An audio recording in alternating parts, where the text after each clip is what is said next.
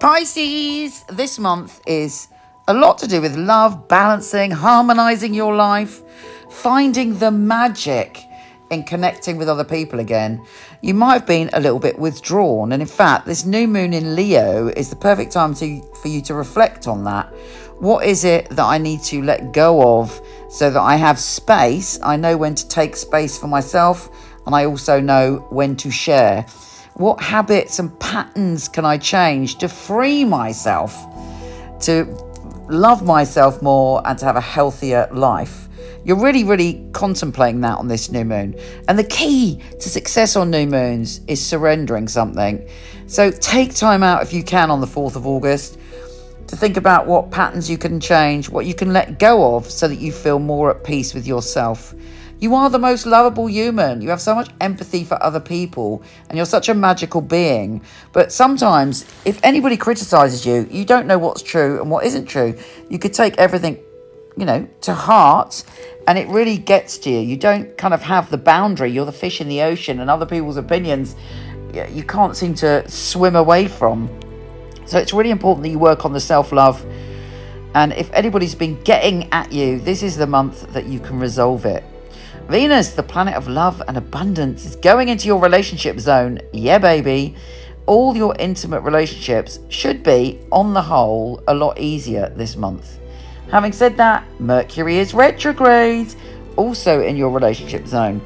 So if there's anything important you want to decide, discuss, or communicate with someone about, be that a best friend, a lover, or a business partner, it is best to wait till after the 28th when you're super clear. And in fact, all the good vibes are going in your direction. In the meantime, you might be thinking about the past, you might be thinking about an ex might get in touch, but you're also wise to look at your pattern in relationships. We all have patterns. You may notice that some people in life are really good with money and abundance and terrible in relationships. You might find that some people are always having a relationship with somebody who isn't fully committed. Look at your own relationship pattern. Even if you're in a great relationship or celibate, it's wise to look at how we react and what is our go-to pattern in our one-to-one relationships. Because intimacy is everything to a Pisces. And yet, because you're so sensitive, perhaps there are ways that you swim away from it. So relationships and harmony are the key word for this month. We have also a fantastic opportunity for you to transform things around your home and family, because there's a Mars and Jupiter and Moon conjunction on the 14th. You have the power to make changes around your home environment and your family. You're optimistic, and there should be a dash of good fortune and the opportunity to change and upgrade issues around your family and home, and it's super exciting and you feel fired up and passionate about it. Mercury is retrograding back into Leo, and this may make you sort of slightly slip into being critical of yourself or potentially critical of someone else after the 15th. Let it go, let it go, let it go.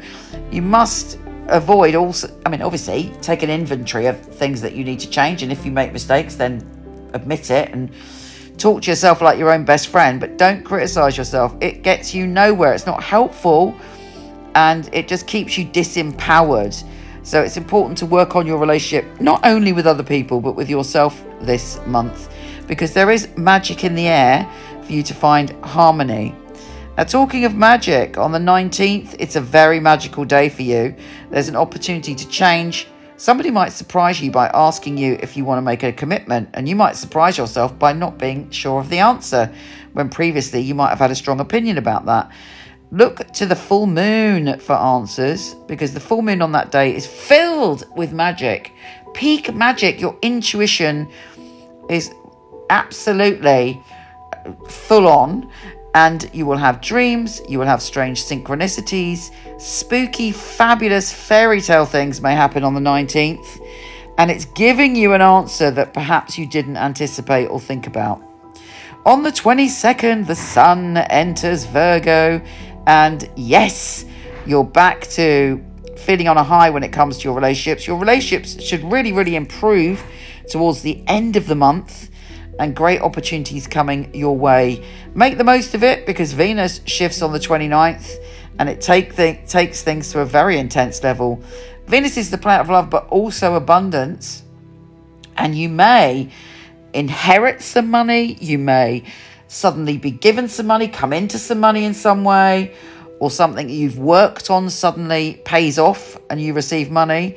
But you are a magnet for powerful people and powerful experiences. And as it's trying Pluto, there may be a synchronicity or something magical that happens that changes the direction that you're going in and utterly and totally empowers you.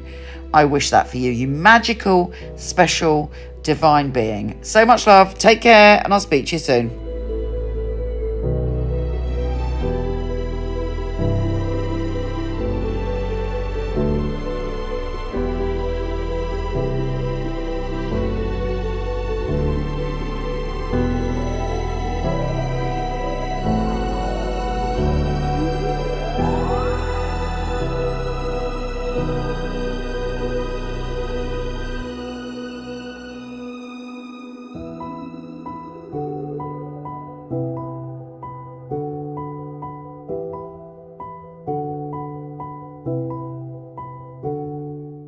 So here is the deck. I love the box. Got some of the tarot heroes on the front that are in my deck, which I'll tell you about later. It is flip top. How fabulous is that? I love that.